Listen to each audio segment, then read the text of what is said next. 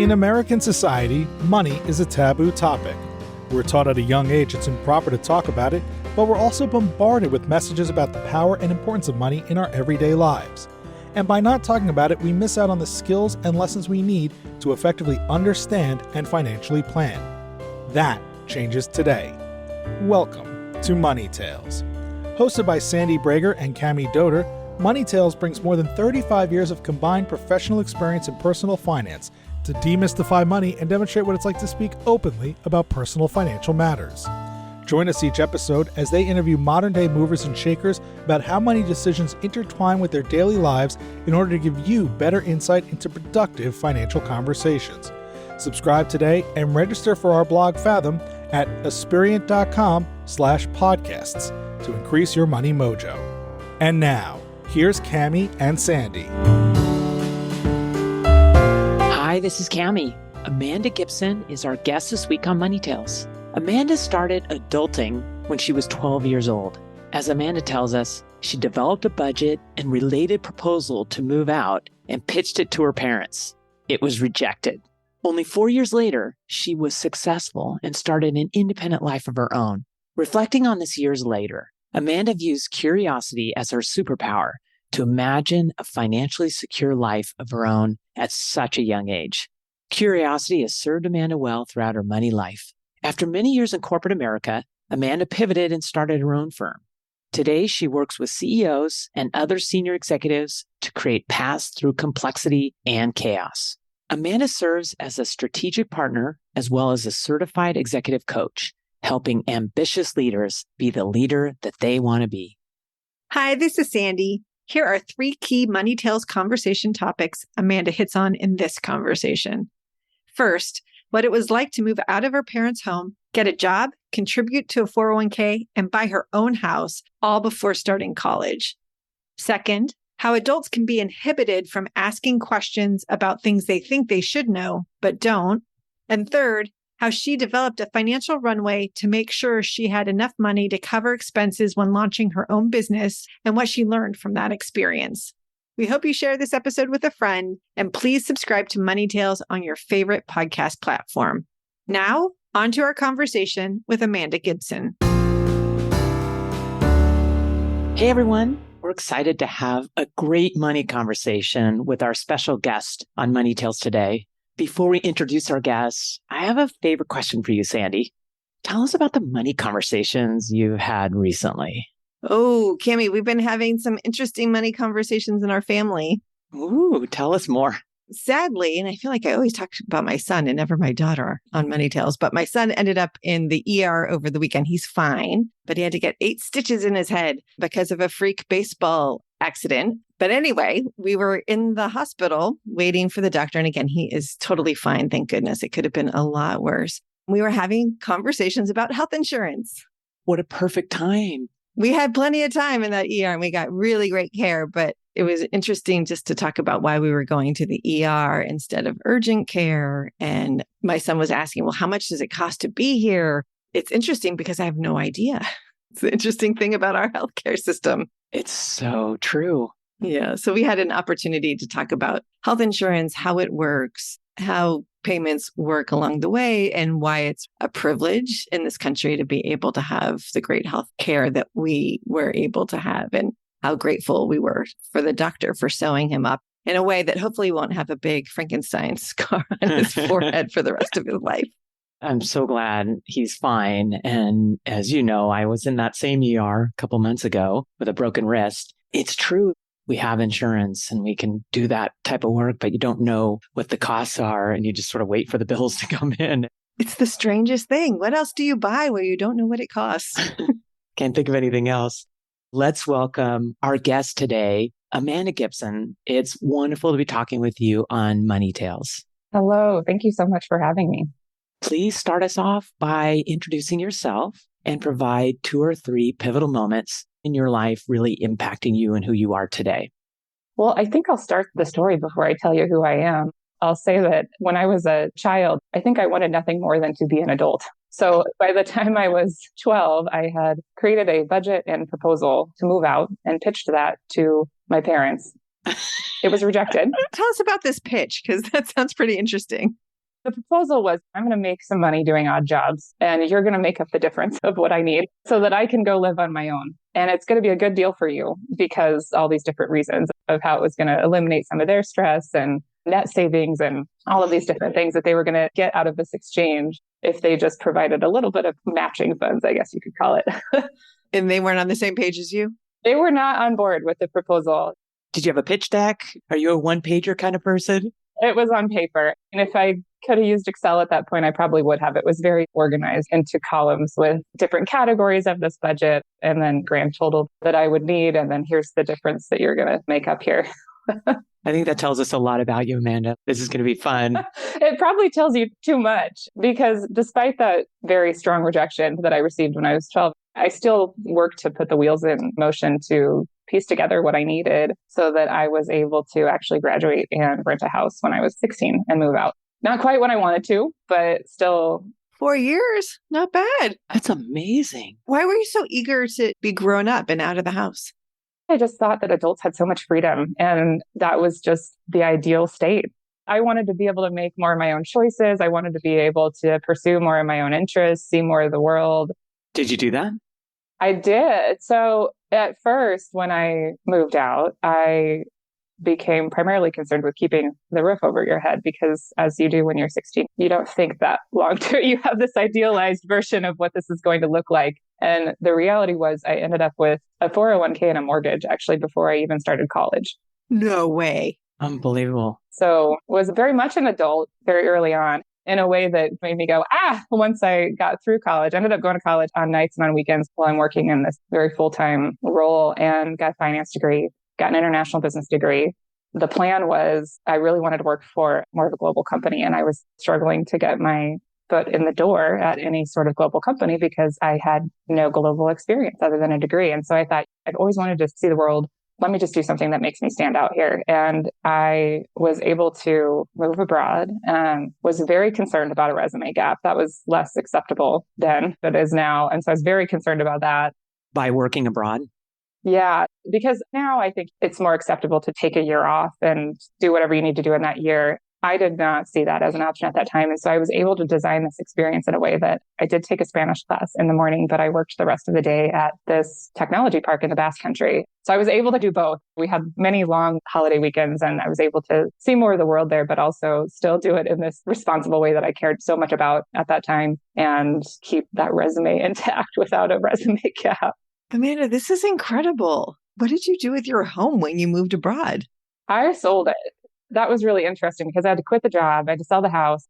It was a major upheaval. I never felt like that was an option to even explore anything, even in the college experience, because I was working. And so it was like even the idea of going to college was, I'm going to have to go here locally because distance learning, I think, was newer at that time. But I don't think you could get a whole degree online like you can now. My options were here or quit a job and figure out what to do with my house. And I just couldn't see that far ahead. And so I chose to go here locally at the nights and weekends.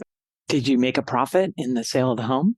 No. So unfortunately, when I ended up quitting my job, it was in the middle of the recession. So despite all of these steps that you do, which was really hard for me, having a finance degree, it's like, I've done all the right things. I have the job.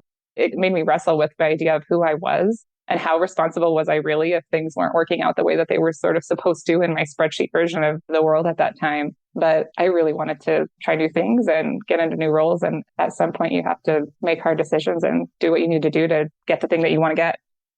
It's a really great money lesson in there. There are so many things we can control to be very smart about money and the decisions we're making in service of our goals. But there are things like the global economy that we can't control.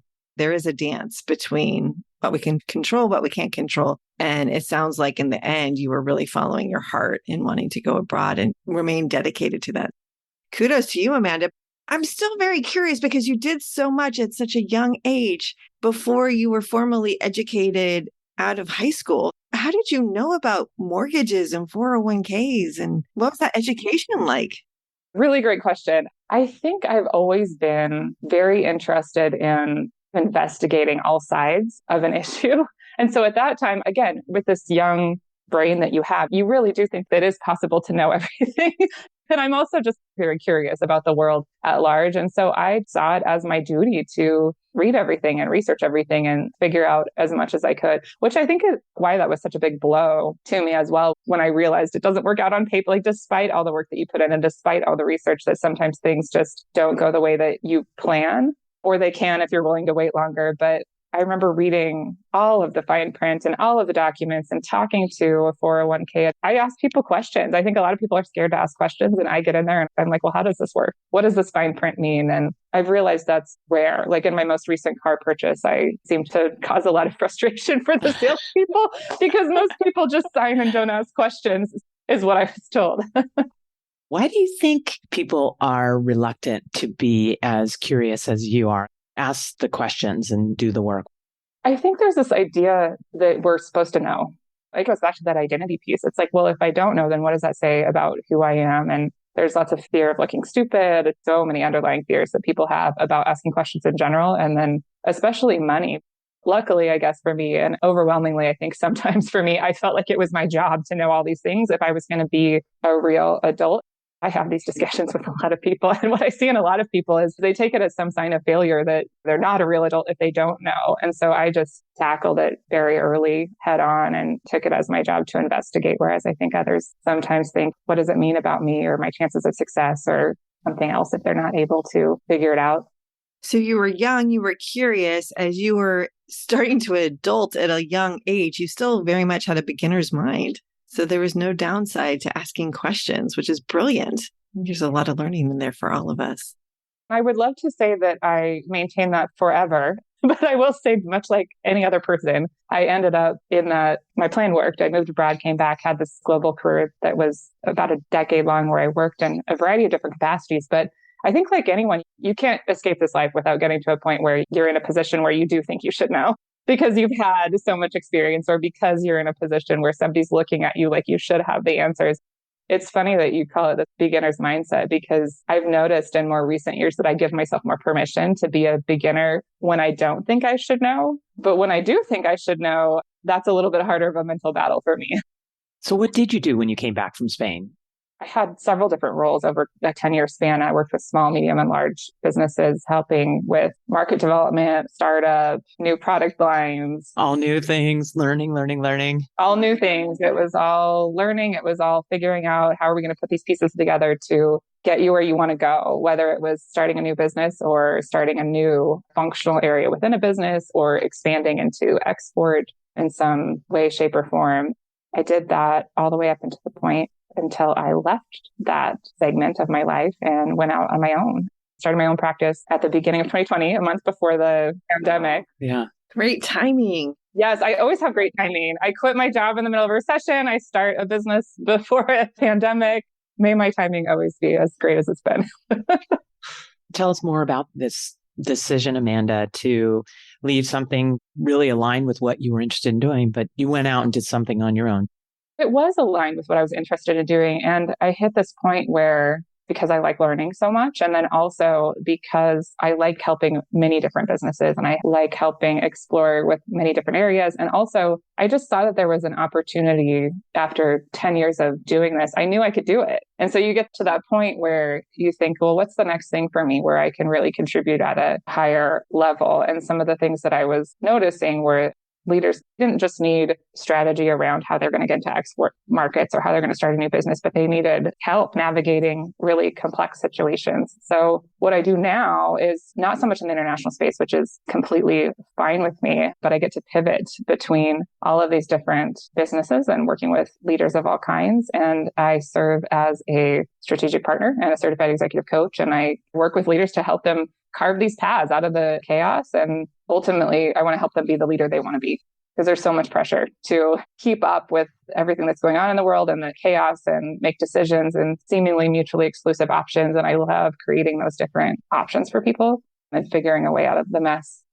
When you started your business in 2020, it sounds like you were professionally ready. You felt confident. There was value you could add. You knew what you wanted to do. Tell us about the personal financial aspect of that, because we also know that you're a planner. How much of a planning runway did you give yourself? And what did it feel like from a personal financial perspective to begin this business? I don't think I did it the smart way. If you were to ask somebody, what do you need to do to plan your way? There are people that help with that and they do a great job with that. Highly recommend giving yourself a little bit more time to feel your way through. But what I knew was that I was leaving a corporate role. I was working a lot. I was traveling a lot and I didn't have that space. So financially, I gave myself a runway, but I also knew that I could never have it figured all out. It's just not possible. And so at some point I had to jump. And so I gave myself enough financial runway to feel comfortable, at least testing a little bit more and getting my feet underneath me, but not so much. You can always want more. That uncertainty is never going to go away. And so I think people can tell themselves a lot of stories about how much they really need or what they can and can't afford. And that was actually the least hard piece for me because I knew I had to do it and I needed to give myself enough financial runway to make that possible, but not so much that I got complacent in going out and figuring out all these next steps. So it sounds like you made sure you had sufficient savings to be able to continue your lifestyle for some period of time without relying on bringing in more income from your self-employment activity too soon.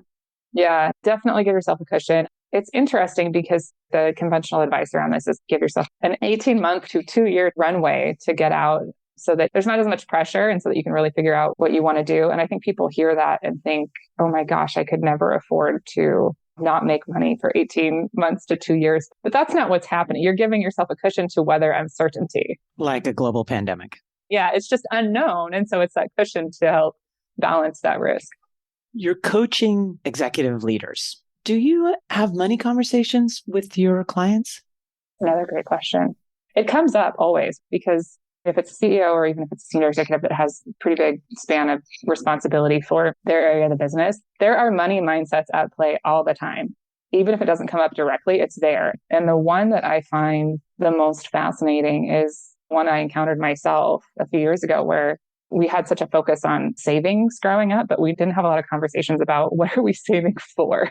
I realized a few years ago that it's just more and more and more for the sake of more. And it's funny to see that play out sometimes in businesses at a bigger scale where we all know we need to grow. So we know we need to make money. We know we need to keep stakeholders and shareholders happy. But in the absence of defining what you're trying to get more for, or what does good look like outside of just more money, that's when the conversations get really interesting to me. Is it's like, well, more for what? My conversations center often around what does good look like so that we can be allocating things in the way that they need to be allocated so that your goals are actually met. It's interesting that you bring that up, Amanda. When we talk with clients, the word we use is purpose. What is the purpose of this wealth? What is the purpose of the savings? You need that why in order to move forward and have an emotional connection around what you're doing. Else you could be more robotic and just keep saving and you're amassing money to your point. But what are you going to do with it? What do your parents think of the life you've created for yourself? You know, we should have had them on today. I would love to ask them. Okay, next time. I think they're proud and confused, I would say, because I've done things a very different way than what was probably possible for them and also what was taught to me. Sometimes I feel like they look at me with this amazement, and other times I feel like they look at me with a little bit of fear because it's just so different than how they are living their lives. But I think there's still this appreciation for the way I do things. I hope. Do you talk with your parents about money?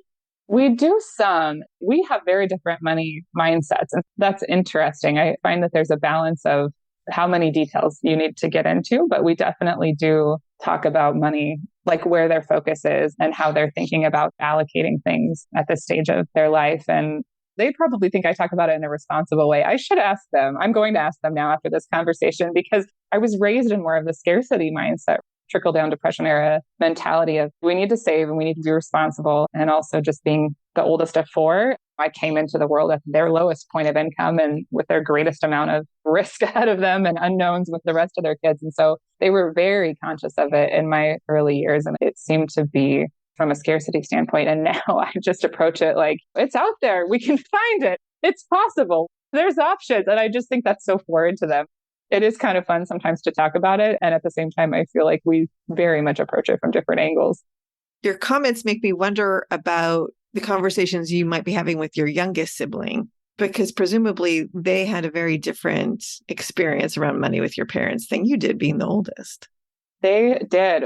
The youngest of the 4 of us is my sister. And we've talked about this a lot. She actually went and got her doctorate in psychology. And so we have really explored this from all angles. And we also have to be a little bit careful about getting too comparative about whose experience was better, worse, or whatever. And we've just kind of agreed that they're different. But it definitely was different because by the time you get to number 4, you know that you don't have any more coming. You're also at a higher point of income overall in your household than you were with number 1. It was definitely a little bit different in terms of what they were willing to pay for if you're just looking at the financial component of our growing up experience.